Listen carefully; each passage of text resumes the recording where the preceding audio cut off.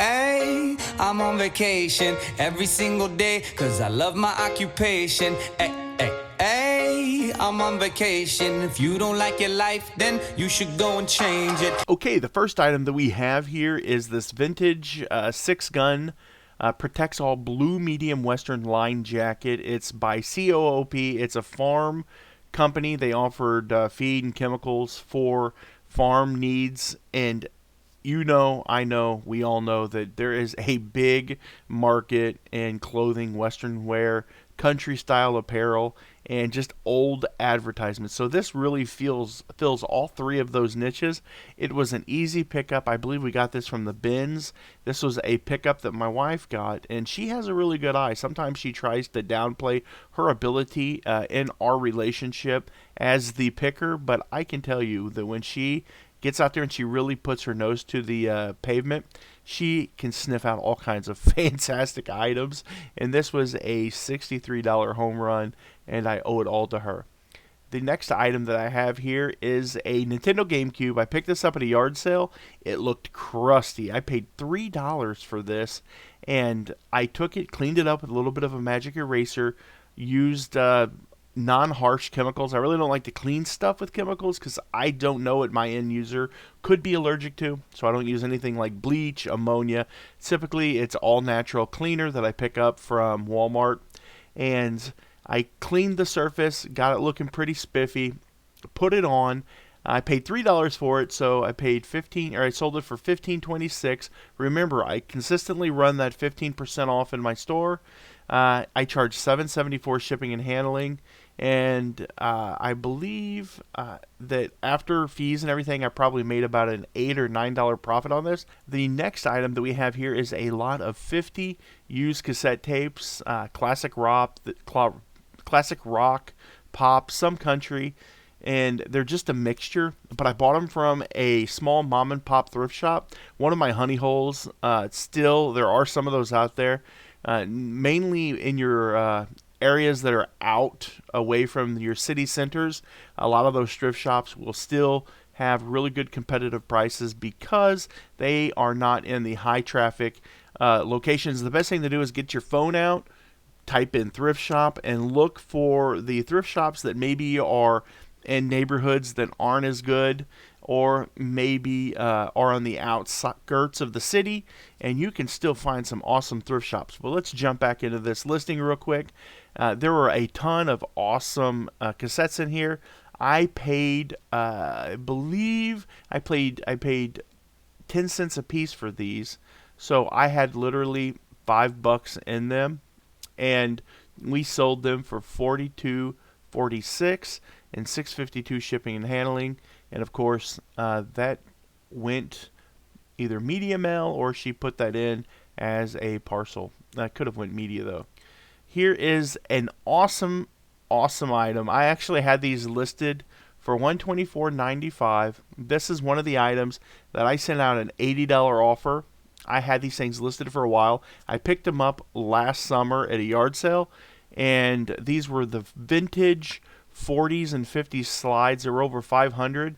If you look, some of them have red borders, and the ones with the red borders are typically older, and I'm not talking about just the 4 or 5 slides that are in the bottom portion of the corner, but if you look, the second section, third row up, there's a red bordered slide. If you see those, score them. Typically they're from the 40s and 50s, and they sell fantastic. But I took an $80 offer on these, free shipping. I had like a $5 or $4 investment in it, and slides are something that you can either piece out. You can sell them individually if you wanted. If you wanted to go the slow dime, but I prefer the fast nickel. As you see, my business goal is to lot stuff up and sell it. And speaking of which, I've threatened to do this forever, having my own auction YouTube show, and I just don't think that's a fit for my channel. But something that I have been thinking about, and what I'm going to start doing is taking lots, and I'm going to start putting them on my Nevermore Antiques auction house. I have a group that has like 400 people in it. I'll have the link down below. You can go subscribe or sign up for the group if you want. And probably starting this week, I am going to, or probably next week, probably starting because tomorrow's Sunday, or you're watching this, it's probably Sunday. Starting like Monday, I'm probably going to go in and take some pictures, and maybe by Tuesday or Wednesday, I'm going to throw some stuff up on that group. I have some silver coins, I have some pictures, I have some ephemera, stuff that's pretty easy. We're going to do some test runs, so enough about that. I just wanted to give you guys a heads up. If you want to have an opportunity to possibly get some cool stuff in lots that you can resell or just keep in treasure, be sure to click that link down below, and I'm going to blow this stuff out because I can buy, if I can just churn this stuff quick, I can buy tons of stuff. Okay, the next item that we have here is a really cool buy that I had around for a long time. It's a vintage 1962 model kit. It's by Gulios. I'm thinking that's how you say that name. It's a 16.5 inch large balsa wood aircraft. I sold this. I sent an offer out for $25 on this item, and it sold, and I had $7.54 or whatever it actually cost to ship this item out to the individual. So that was a pretty good profit. I'll take $25 all day. Here is a 1957 truck manual. If you've noticed the difference in my pictures, I now take pictures on a wood background. I kind of like it. It's more rustic. And I sold this for $18.66. This is not an item that I sent an offer on. If you notice here, that's a white background, and sometimes you'll see red backgrounds. And if you ever see a sold item with a red background, that is one that has been listed for a long time. Here is a Camel. This thing was freaking awesome. It's a Build-A-Bear Camel, and I listed it for originally $40. I paid 50 cents for it. Someone was watching it. I sent an offer out for $25, and they took it. So $25 plus shipping, 50-cent investment. My new business model, people, is to return and burn this stuff. I do not want to be a collector of goods. If I have a $2 or $3 investment in an item, I'm not going to hold out. I want to flip that merchandise. I want to get it sold. And in this eBay environment, there is so much competition. I am wanting to turn this merchandise instead of letting it set in my basement at the store. I am a new man, and it seems to be working out. I had 325 offers that I could have made the other day, and in 2 days I knocked every one of them offers out. And the very first day I started sending out offers, I had over a $500 day. Here is a Mismal. It's a Catholic prayer manual, prayer book. I sold it for $19.51, free shipping. I have a vintage members only jacket. It's a cafe racer style jacket. That's a good descriptor to put in your title for these jackets. Cafe racer, and it sold for $25.46. My wife actually took the picture and listed it. I love that background, that wood. That's the floor in my shop. It just looks fantastic. Here is a lot of some guidance toys I paid $2 for at the flea market. Flipped it for $17.81, and all of the new stuff, if you noticed, everything new has shipping involved. I do not offer free shipping anymore. It has been proven. If you haven't watched Dusty Graham, or he's the Alabama Picker, he has really did a lot of research into the SEO system of eBay. And one of the things that they're always constantly doing is trying to find what gives you the boost. And for a long time, offering free shipping really gave you a boost in search rankings, but at some point, they did away with that, and it no longer gives you a boost. And people are smart. If I charge $29.90 or $20.95 for this item and $7.74 shipping and handling, or if someone else is charging $29 for this item, people are smart. They're not stupid. They know that they're getting the same deal, and they're going to sort. They're going to figure out what they want, and then they're going to sort by highest or lowest to highest. It's just the way it works. I do not buy something based on best offer. There's two things that are conditions when I purchase an item on eBay. The first is I always look for the cheapest price, and 2 is it not from China?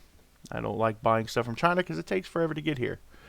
Here is a Notre Dame jacket. This one I sent out an offer for $20 and shipping on top, and it actually went overseas and went to England. So go Notre Dame. That's awesome. Here is a AntiLock brake harness. I sold it for $16.96. First class light item. Went in an envelope. Probably shipped for $4. I had absolutely nothing in it. After fees, I still made $10. I have a lot of 3 Sherbert champagne colored glasses. I bought these at Goodwill. I paid $3 a piece for them. Sold them for $16.96. They paid shipping, so when you subtract $3 for my investment, another couple bucks for eBay fees, I'm still at about, what is that, about $12 profit on that. It isn't a lot, but if you sell 20 items a day with a $10 profit, $10 profit is money in your pocket. That's still $200 that you made. Now here's the deal, like, I do have a wife that works with me, so I can understand that some of you people out there might not want to ship it. I understand sometimes that you don't have the time, and I understand that you want to make more money.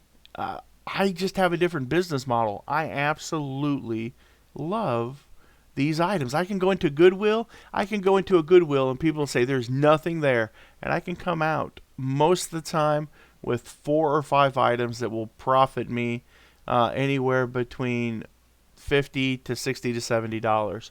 And here is an awesome set of pillowcases, Magnum PI, Tom Selleck. I mean, you just are going to sleep good when you're sleeping with Tom Selleck, I think. Here is a gospel belt buckle. I actually sent an offer on this for $12. I'd had it, and I was like, I priced it a little high to begin with, and part of my goal is to turn and burn. I had $2 in that belt buckle. I knew that if I sent the offer out for $12, that even with shipping on that, I was going to make $1 on shipping, and I was still going to be at that $10 price point that I like to be at. And I can only really do this is that if I turn those items quickly. It doesn't become cost effective to set on tons of $10 items. And since I do have a shipping department, it works out really well. And here is a Kane Brown, who is a country artist, t-shirt. I sold it for $12.71, $5.30 shipping and handling. And that's the end of the video. But it's not quite the end of the video, because what we're going to do, I'm going to switch over to the app now, and we're going to discuss a little bit about why and how I make these offers to the people who are watching my videos. So here we go. Okay guys, here we are. We are inside the eBay app, and what we're going to do is we want to click on selling. And when we click on selling, it'll have your information. It'll have your 90-day total, which my 90-day total is never accurate. It says that we sold 38 items. Those 38 items that we sold are items that I have sold over the past 3 days. I'm not quite selling 10% of my inventory, and the reason why that is because I have some stuff that is quite junky, and some of the stuff I actually probably have about 300 items that I could remove out of inventory. But what I am desperate to do is, instead of just removing those items out of inventory, if it is dead, stale merchandise that has been there for a while, I am eager to send offers to buyers so that they will, instead of me throwing it away, they will pay me to essentially take an item that they need. So that $816 is probably what I've sold over the past 3 days. Because at the end of this video, I archive the items that I have shown you, and then it no longer reflects in my 90-day total. So we're going to click here on send offers to buyers. So as we see here, I have a little over 20 items that could be have offers sent to buyers, and some of them are small items like this, or like this pair of black 6-inch colonial gate latch or gate hinges. I've got this St. Louis Blues zip up. I've got this Ever Ready, which that black background, I've had that listed for a while as well. So some of these items I'm very motivated to get rid of. Here is an E-Machines.